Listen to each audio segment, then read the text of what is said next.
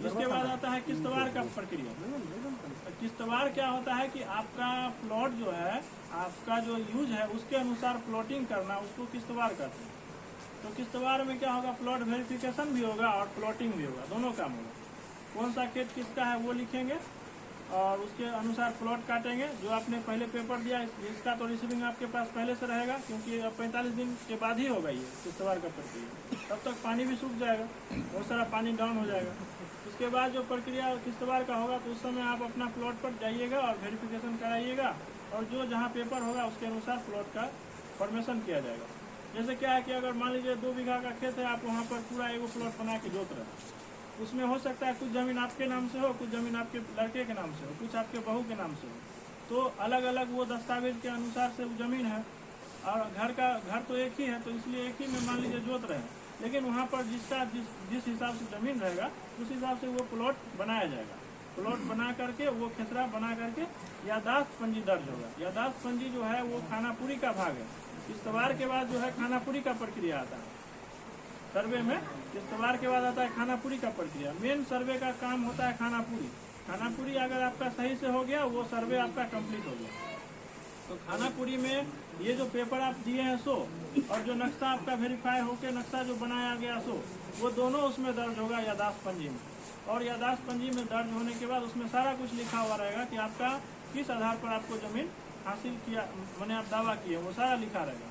उसमें 1 से लेकर 14 तक कॉलम रहेगा। उसमें 10 नंबर कॉलम और 11 नंबर कॉलम रैयत का हस्ताक्षर कराता है। इसमें 10 नंबर कॉलम होता है कि मौके पर मौजूद है रैयत, तो 10 नंबर कॉलम में हस्ताक्षर है। मौके पर मौजूद नहीं है, बाद में मौजूद हुआ है, तो वो 11 नंबर कॉलम में हस्ताक्षर होता है। वो हस्ताक्षर करते वक्त लोग देख लेंगे कि जो मेरा डिटेल भरा हुआ है सही है, तो वो हो गई यादाश्त पंजी। वो यादाश्त पंजी अमीन के द्वारा संधारित किया जाता है। अमीन उपस्थापित करेंगे कानूनगो के पास या सहायक बंदोबस्त पदाधिकारी के पास। जो रैयती जमीन होगा उसका आदेश कानूनगो देंगे, जो सरकारी जमीन होगा उनका आदेश सिविल मैंने सहायक बंदोबस्त पदाधिकारी देंगे। तो उस आधार पर खाता खुलेगा, यानी कि एंट्री ऑनलाइन होगा। ऑनलाइन एंट्री होने के बाद पूरा चेक होने के बाद मौजा जो है लॉक किया जाएगा। लॉक होने के बाद आपको खानापुरी पर्चा मिलेगा। खानापुरी पर्चा प्रपत्र साथ में मिलेगा। और उसके साथ जो एजेंसी नक्शा डेवलप की है वो हर एक नक्शा, हर एक प्लॉट का, अगर इस मौजा में आपका 10 प्लॉट है तो 10 प्लॉट का हर एक पेज पर, यानी A4 साइज का जो पेज होगा उस पर आपको नक्शा मिलेगा।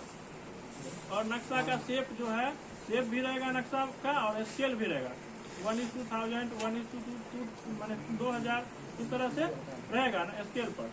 स्केल नक्शा रहेगा, आप उसको गुनिया लगा के भी चेक कर सकते हैं। वो जो नक्शा बना है वो सही है। उस पर रकबा, रैयत का नाम, चौहद्दी, सारा कुछ लिखा रहेगा। और जो हम लोग खानापुरी पर्चा देंगे उसमें भी वो सारा चीज लिखा रहेगा। तो आप देख करके वो संतुष्ट हो लीजिएगा कि जो आपके पास जो मिला है नक्शा और ये खानापुरी पर्चा वो सही है कि नहीं।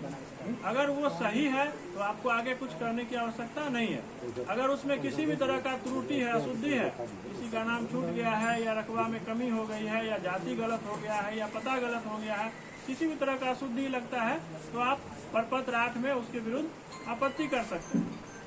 अगर कोई पहले कागज जमा नहीं किए हैं तो वो भी 8 नंबर फॉर्म में दावा कर सकते हैं। तो दावा आपत्ति उसमें आप कर सकते हैं 8 नंबर फॉर्म में। वो आप जो पर्चा मिलेगा वो उसके 15 दिन के अंदर आपको दावा आपत्ति करना होगा। उसके बाद 30 दिन का टाइम हमारे पास बचेगा। 30 दिन में उसको सुनवाई करके कंप्लीट करना होगा। जब वो दावा आपत्ति समाप्त हो जाएगा, पूरा सुधार हो जाएगा, उसके बाद प्रारूप खतियान बनेगा, यानी कच्चा खतियान। प्रारूप खतियान होगा तो वो जो सरकारी आपका भवन हो, पंचायत भवन हो, सामुदायिक भवन हो, वहाँ पर नक्शा और प्रारूप खतियान वो चिपका दिया जाएगा। आप गांव के जितने भी लोग हैं अपना देख के संतुष्ट हो लीजिएगा कि जो आपका खतियान बना है, कच्चा खतियान, प्रारूप खतियान, वो सही है कि नहीं। वो अगर सही है तो आपको आगे कुछ करने की आवश्यकता नहीं है। अगर उसमें किसी भी तरह